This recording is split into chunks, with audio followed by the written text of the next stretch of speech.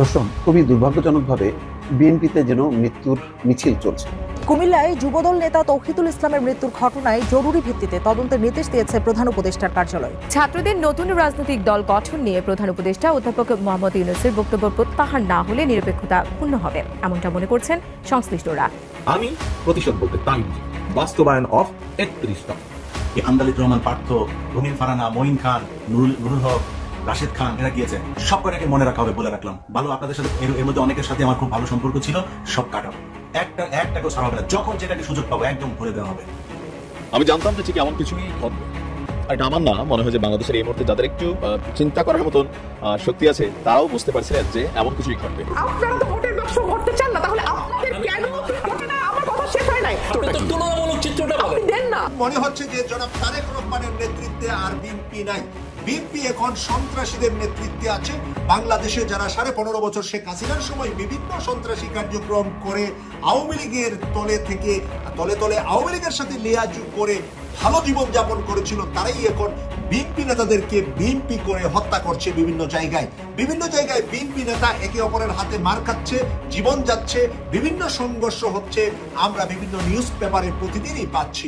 আসসালামু আলাইকুম দর্শক, নতুন একটা নিউজে আপনাকে স্বাগতম। প্রিয় দর্শক, বাংলাদেশের বর্তমান রাজনৈতিক অবস্থা ও প্রেক্ষাপট নিয়ে গুরুত্বপূর্ণ কিছু ভিডিও নিয়ে আপনাদের সামনে হাজির হয়েছি। আমাদের আজকের ভিডিওটি অত্যন্ত গুরুত্বপূর্ণ। ভিডিওটি শুরু থেকে শেষ পর্যন্ত ধৈর্য সহকারে দেখে একটি লাইক দিয়ে সবাইকে শেয়ার করে দিন। আমাদের চ্যানেলে নতুন হলে চ্যানেলটি সাবস্ক্রাইব করে পাশে থাকা বেল আইকনে ক্লিক করে রাখুন।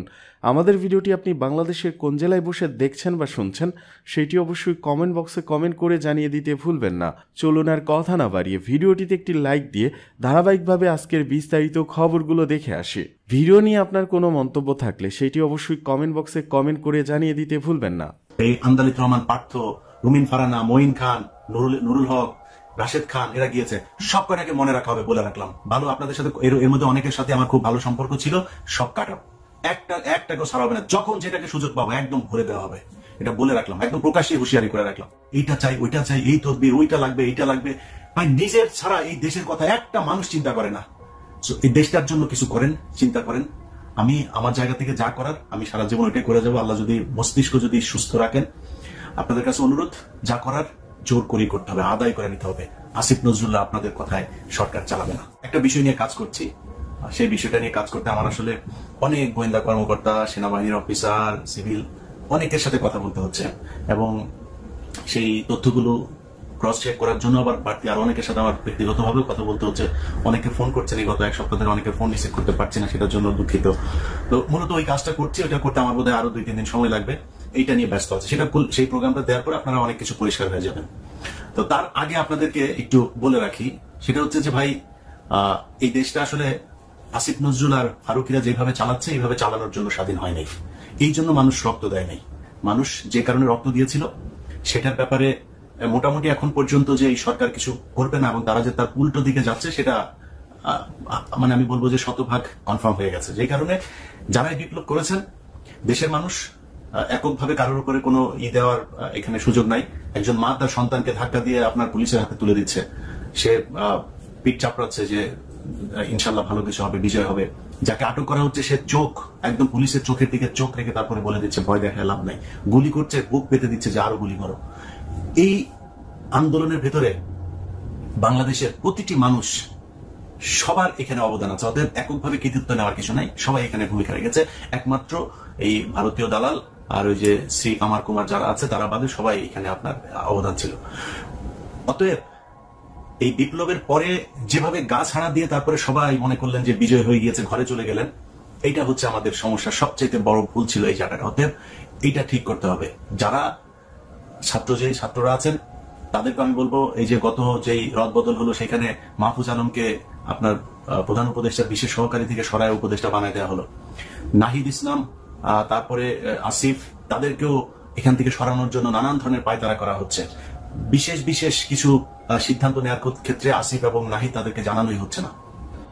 আমি জানতাম যে ঠিক এমন কিছুই ঘটবে। আর এটা আমার না, মনে হয় যে বাংলাদেশের এই মুহূর্তে যাদের একটু চিন্তা করার মতন শক্তি আছে তারাও বুঝতে পারছিলেন যে এমন কিছুই ঘটবে। গতকালকে বাংলাদেশ আওয়ামী লীগের পক্ষ থেকে তাদের অফিসিয়াল যে ভেরিফাইড ফেসবুক পেজ আছে সেখানে একটা ঘোষণা এসেছিল। আজকে সকালে আমরা এই নিউজটা করেছি, আপনারা অনেকে বিভিন্ন জায়গায় দেখেছেন যে আগামী ফেব্রুয়ারি মাস জুড়ে বাংলাদেশ আওয়ামী লীগ বেশ কিছু কর্মসূচি হাতে নিয়েছে। লিফলেট বিলি, সমাবেশ, হরতাল, অবরোধ আর দেশ জুড়ে ছড়িয়ে ছিটিয়ে থাকা আওয়ামী লীগের নেতাকর্মীদেরকে একটা নির্দেশনা দেওয়া আপনার হয়ে গেছে দলের পক্ষ থেকে, এমনকি খুব শীঘ্রই হয়তো তারা এটাকে বাস্তবায়নে নামবে একদিন ঠিক পরে। গতকালকে এই খবরটা আসার সাথে সাথেই সরকারের পক্ষ থেকে একটা বার্তা আসছে যে আওয়ামী লীগকে মাঠে নামতে দেওয়া হবে না। তো সরকারের পক্ষ থেকে বার্তা আসলেও আজকে আনুষ্ঠানিকভাবে বৈষম্য বিরোধী ছাত্র আন্দোলনের নেতারা, রাজনৈতিক দল হিসেবে বিএনপির নেতাকর্মীরা, জামাত ইসলামের নেতাকর্মীরা, তারা প্রত্যেকে কিন্তু তাদের যার যার জায়গা থেকে অবস্থান প্রকাশ করেছে। এখন শেখ হাসিনার ম্যাজিক কোনটা এখানে কাজে লেগে গেল যে শেখ হাসিনাকে হটানোর জন্য, পতনের জন্য সবগুলা শক্তি একত্রিত হয়ে কাজ করছে, দেন তারা সফল হয়েছিল। কিন্তু যখন ক্ষমতাকে কেন্দ্র করে বা বিভিন্ন ইস্যুতে তারা আলাদা আলাদা পথে হাঁটছিল, কেউই কিন্তু বিজয়ী হচ্ছে না। বিএনপি নির্বাচনের জন্য দৌড়াচ্ছে, নির্বাচনের জন্য সরকারের অবস্থান একটু ভিন্ন। ছাত্ররা নানান ইস্যুতে আন্দোলনের চেষ্টা করছে, বিএনপির বাধায় তারা পণ্ড হচ্ছে, জামাত বিএনপি লাগালাগি হয়ে গেছে। সব মিলিয়ে বিশৃঙ্খল, বিচ্ছিন্নতা, বৈষম্য বিরোধী ছাত্ররাও নিজেরা একে অন্যের সাথে লাগালাগিতে ব্যস্ত। তো মোট কথা সবগুলা শক্তি বিচ্ছিন্ন হয়ে গেছে। এই পরিস্থিতিতে যখন আওয়ামী লীগ ঘোষণা দিছে, তখন আমি আগেই বলছিলাম যে শেখ হাসিনার একটা ঘোষণায় সবাই একত্রিত হয়ে যাবে। ফাইনালি কিন্তু এটাই ঘটছে। আজকের দিন আপনি দেখেন ম্যাজিকের মতো কাজ করছে যে সবাই তারা একতাবদ্ধ, সবাই একত্রিত। কোন ইস্যুতে? আওয়ামী লীগ ইস্যুতে এবং ছাত্রলীগ ইস্যুতে। দর্শক, আওয়ামী লীগের মূল শক্তি হচ্ছে যুবলীগ এবং ছাত্রলীগ। ছাত্র দলের কিন্তু যুবদল এবং ছাত্র দল, এর উপরে যারা সিনিয়ররা আছেন তারা পলিটিক্স করেন, কিন্তু মাঠ দখলে মূল শক্তি হিসেবে কাজ করে ছাত্রলীগ, ছাত্রদল, যুবলীগ, যুবদল। তো ছাত্রলীগকে ঠেকানোর জন্য আজকে আনুষ্ঠানিক ঘোষণা দিয়েছে ছাত্রদল। যদি ছাত্রলীগ রাজপথে নামে তাহলে ছাত্রদল ছাত্রলীগকে ঠেকাবে। শিবিরও কিন্তু ঘোষণা দিয়েছে। ইভেন শুধুমাত্র যে রাজনৈতিক দলগুলো একত্রিত হয়ে কাজ করবে তা না, আমরা দেখি বিএনপির ছাত্রদলের যে বক্তব্য, সাধারণ সম্পাদক নাসিরউদ্দিন বাসির তিনি বলছেন যে ছাত্রলীগের হাত থেকে ছাত্র জনতার নিরাপত্তা নিশ্চিত করার দায়িত্ব সরকারের। এর পাশাপাশি সরকার যদি ব্যর্থ হয় তাহলে ছাত্র জনতা জুলাই আগস্টের মতন আবারও রাজপথে নামবে ছাত্রলীগকে প্রতিরোধ করতে। চট্টগ্রামের কোন একটা জায়গায় আজকে ছাত্রলীগের একটা মিছিল হয়েছে, ঝটিকা মিছিল। সেই মিছিলের পরেই সকলের টনক নড়ছে। সিলেটের মধ্যে আমি দেখলাম বৈষম্য বিরোধীরা শেখ হাসিনা সহ আওয়ামী লীগের নেতাকর্মীদের বিচারের দাবিতে তারা রাজপথে আবার নেমে গেছে। বিভিন্ন জায়গায় কিন্তু এটা হয়েছে। মনে হচ্ছে যে জনাব তারেক রহমানের নেতৃত্বে আর বিএনপি নাই। বিএনপি এখন সন্ত্রাসীদের নেতৃত্বে আছে। বাংলাদেশে যারা 15.5 বছর শেখ হাসিনার সময় বিভিন্ন সন্ত্রাসী কার্যক্রম করে আওয়ামী লীগের তলে তলে আওয়ামী লীগের সাথে লিয়াজু করে ভালো জীবন যাপন করেছিল, তারাই এখন বিএনপি নেতাদেরকে বিএনপি করে হত্যা করছে। বিভিন্ন জায়গায় বিএনপি নেতা একে অপরের হাতে মার খাচ্ছে, জীবন যাচ্ছে, বিভিন্ন সংঘর্ষ হচ্ছে। আমরা বিভিন্ন নিউজ পেপারে প্রতিদিনই পাচ্ছি। আজকে আপনাদের সামনে আমি তুলে ধরছি আমাদের সময় পত্রিকা থেকে একটি নিউজ। বিএনপির দুই পক্ষের সংঘর্ষে স্বেচ্ছাসেবক দল নেতা নিহত হয়েছে, কুমিল্লা প্রতিনিধি। এখানে লিখেছেন কুমিল্লার লাঙ্গলকোটে বিএনপি দুই পক্ষের সংঘর্ষে হেসাখাল ইউনিয়ন স্বেচ্ছাসেবক দলের সভাপতি সেলিম ভুঁইয়া 45 নিহত হয়েছে। আজ শনিবার বিকেলে উপজেলার বাঙ্গাড়া পশ্চিম বাজারে এই ঘটনাটি ঘটে। নিহত সেলিম ভুঁইয়া খিলপাড়া গ্রামের আব্দুল খালিকের ছেলে এবং সাবেক এমপি আব্দুল গফুরের সমর্থক।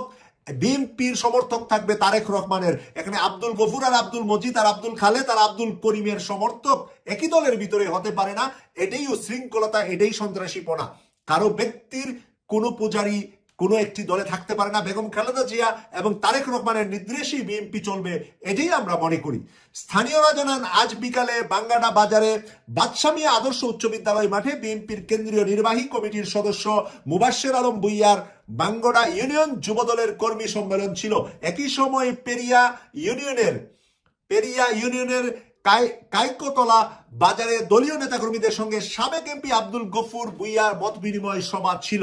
এতে করে বাঙ্গড়া বাজার অতিক্রম করার সময় দুই পক্ষের ভিতরে সংঘর্ষ ঘটে যায়। সাবেক এমপি আব্দুল গফুর ভুঁইয়া বলেন, বাসন্ডা গ্রামের দাওয়াত খেয়ে পেরিয়া ইউনিয়নের কাইকরতলা বাজারে একটি প্রোগ্রামে যাওয়ার পথে বাঙ্গড়া পশ্চিম বাজারে আসলে বিএনপির কেন্দ্রীয় নির্বাহী কমিটির সদস্য মুবাশ্বের আলম ভুঁইয়ার নেতৃত্বে যুবদলের নেতারা সশস্ত্র হামলা চালিয়ে হেসাখাল ইউনিয়ন স্বেচ্ছাসেবক দলের সভাপতিকে হত্যা করেছে।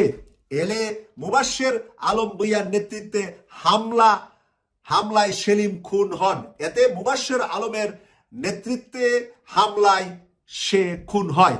কেন্দ্রীয় বিএনপির নির্বাহী কমিটির সদস্য মুবাশশির আলম ভূঁইয়া বলেন হত্যাকাণ্ডের বিষয়ে তিনি কিছু জানেন না।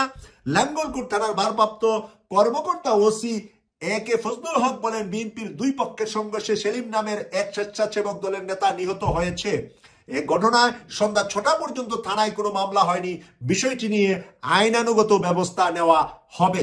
প্রিয় দর্শক, আমরা আজকে এই কারণে বলছি যে বিএনপির নেতৃত্ব বা বিএনপির নিয়ন্ত্রণ এখন তারেক রহমানের হাতে নাই।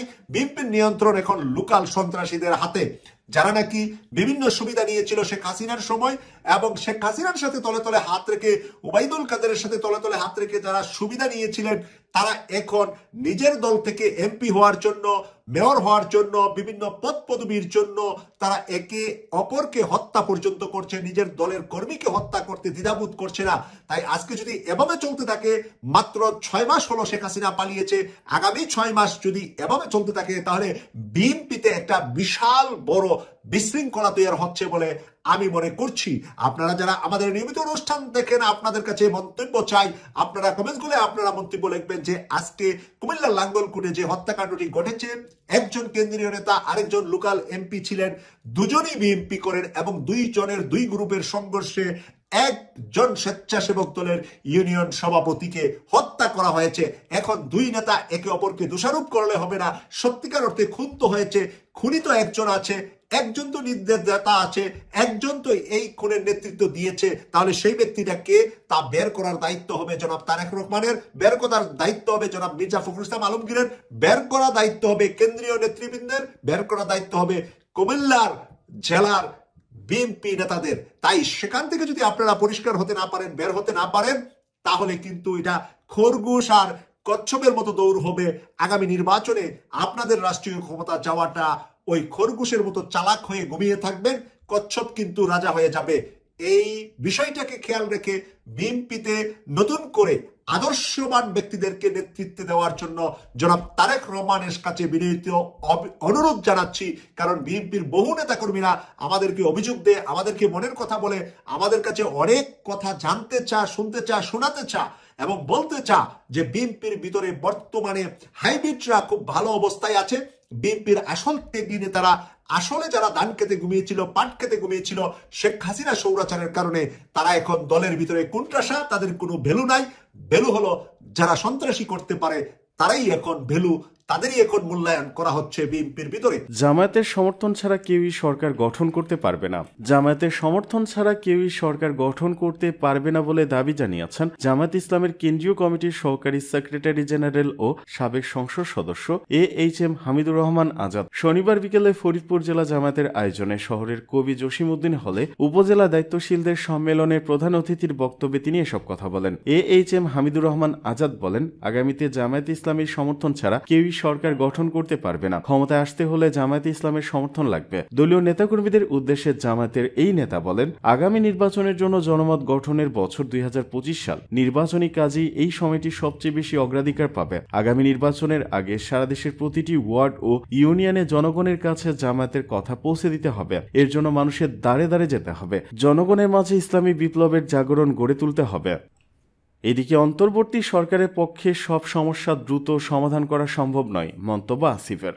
অন্তর্বর্তী সরকারের পক্ষে সব সমস্যা দ্রুত সমাধান করা সম্ভব নয় বলে মন্তব্য করেছেন যুব ও ক্রীড়া উপদেষ্টা আসিফ মাহমুদ সজীব ভুঁইয়া। রবিবার ঢাকা উত্তর সিটি ও ঢাকা দক্ষিণ সিটি কর্পোরেশনের আওতাধীন 6টি খাল সংস্কার কার্যক্রমের উদ্বোধনী অনুষ্ঠানে তিনি এই মন্তব্য করেন। ব্লু নেটওয়ার্কের মাধ্যমে জলাবদ্ধতা কিছুটা কমে আসবে জানিয়ে উপদেষ্টা আসিফ বলেন, খালগুলো সংরক্ষণ করতে পারলে ঢাকা শহরের চিত্র ভিন্ন হতো।